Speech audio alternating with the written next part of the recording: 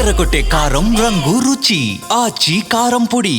America అధ్యక్షుడు తాజాగా తీసుకుంటున్నటువంటి నిర్ణయాలు చేస్తున్న పనుల కారణంగా ఒక సరికొత్త చర్చ మొదలైంది. అప్పట్లో అలెగ్జాండర్ ఏ రకమైనటువంటి పరిణామాలకు దారి తీసుకున్నాడో ఇప్పుడు ట్రంప్ కూడా అదే దోవలో వెళ్తున్నట్టుగా కనపడుతుంది. అప్పుడు అలెగ్జాండర్, ఇప్పుడు ట్రంప్. ఎందుకు ఈ మాట అనాల్సి వస్తుందంటే, అలెగ్జాండర్ కూడా ప్రపంచ దేశాలన్నింటినీ కూడా ఆక్యుపై చేసుకోవాలి, అన్ని భూభాగాలను కూడా నేనే పరిపాలించాలి, అన్ని భూభాగాలలో కూడా నా జెండా పాతాలని బయలుదేరినటువంటి అలెగ్జాండర్ చివరికి 2 చేతులు పైకెత్తి చనిపోయేటప్పుడు ఆ చేతులు పైకెత్తి నన్ను సమాధిలోకి పెట్టండి అని చనిపోయినటువంటి ఘటన మనం చరిత్రలో చదువుకున్నాం.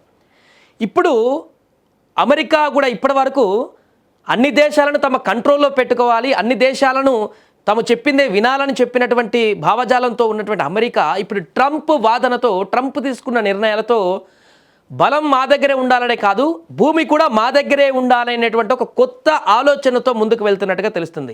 అతి భయంకరమైనటువంటి ఆలోచన ఇది. ఎందుకంటే ఇప్పటికే వెనిజులా అధ్యక్షుడిని బంధించిన తర్వాత వెనిజులాకు నేనే ప్రెసిడెంట్ అంటూ ప్రకటించుకొని తాత్కాలికంగా ఇప్పుడు ఆ భూభాగం కూడా మాదే, అలాగే గ్రీన్లాండ్ కూడా భూభాగం మాదే అంటూ అమెరికా పక్కన ఉన్నటువంటి అన్ని దేశాలను కూడా పూర్తిగా తాము ఆక్యుపై చేసుకునేటువంటి విధంగా తన ఆలోచన ఉన్నట్టు కనపడుతుంది. ఇది చాలా ప్రమాదకరమైనటువంటి ఆలోచన. అమెరికా అధ్యక్షుడు ఇప్పుడు తాజాగా మరొక అంతర్జాతీయ వివాదానికి తెరతీశాడు.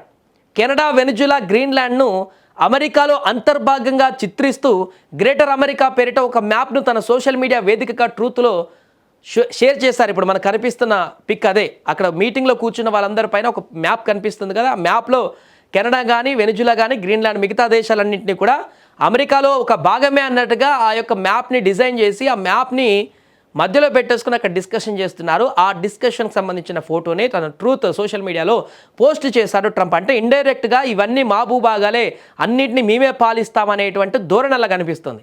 ఆర్కిటిక్ ద్వీపమైనటువంటి గ్రీన్లాండ్ను తన ఆధీనంలోకి తెచ్చుకోవాలని ఆరాటపడుతున్న ట్రంప్ తన తాజా చర్యతో ప్రపంచ దేశాల మధ్య ఉద్రిక్త వాతావరణాన్ని సృష్టిస్తున్నాడు. ఇదేమవుతుందంటే రాను రాను 3వ ప్రపంచ యుద్ధానికి దారితీసేటువంటి అవకాశాలు పుష్కలంగా ఉన్నాయంటూ చెప్తున్నారు ఇప్పుడు నిపుణులు.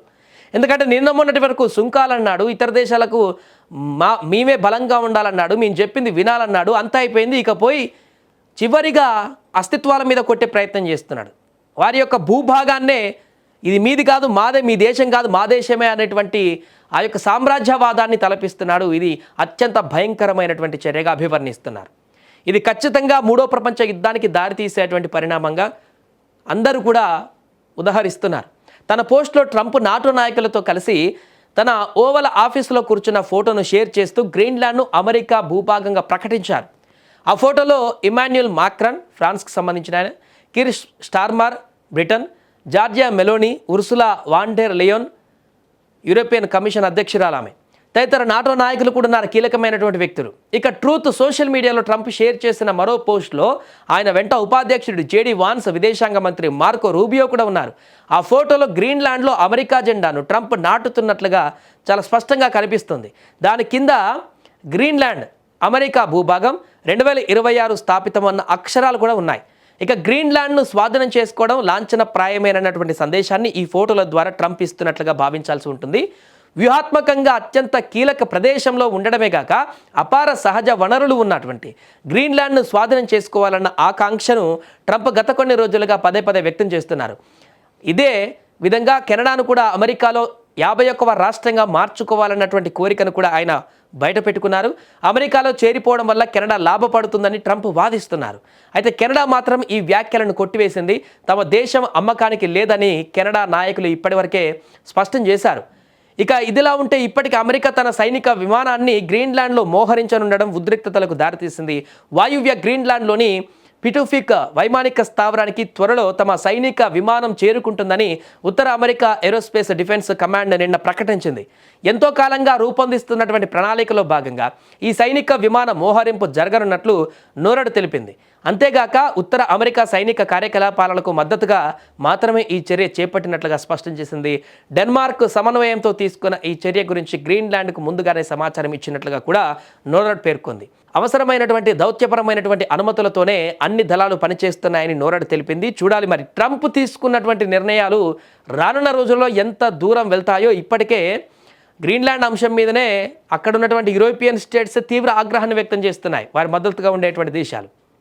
ఇప్పుడు వెనజులాను గెలికాడు, కెనడా జోలికి వస్తున్నాడు, ఇంకా ఇతర దేశాలపైన కూడా ఆజమాయిషి చెలాయించేటువంటి ప్రయత్నం చేస్తూ ట్రంప్ తనకు తానుగా ఒక అంతర్జాతీయంగా ఒక తీవ్రమైనటువంటి పరిణామానికి దారితీస్తున్నాడు. హిట్లర్ ఏదైతే తప్పిదం చేశాడో ఆ రకమైనటువంటి తప్పిదంతోనే ఇప్పుడు ట్రంప్ మరొక అడుగు వేస్తున్నట్టుగా కనపడుతుంది. దీని ద్వారా ఖచ్చితంగా మూడో ప్రపంచ యుద్ధం రాబోతుందనేటువంటి సందేశాన్ని ఇచ్చేలాగా చేస్తున్నాడు. ఏదేమైనా కూడా ఈ పరిణామాలన్నీ ఇప్పుడు అంతర్జాతీయ ఉద్రిక్తతలకు తీవ్ర కారణంగా మారాయి. They don't even go there. And you know, because the boat went there 500 years ago and then left, that doesn't give you title to property.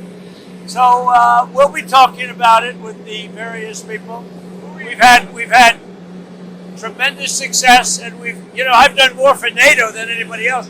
I don't think you'd have NATO right now.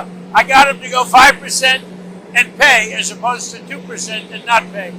I've done more than any other American president for NATO by far. And we'll see how that goes. But Greenland is very important.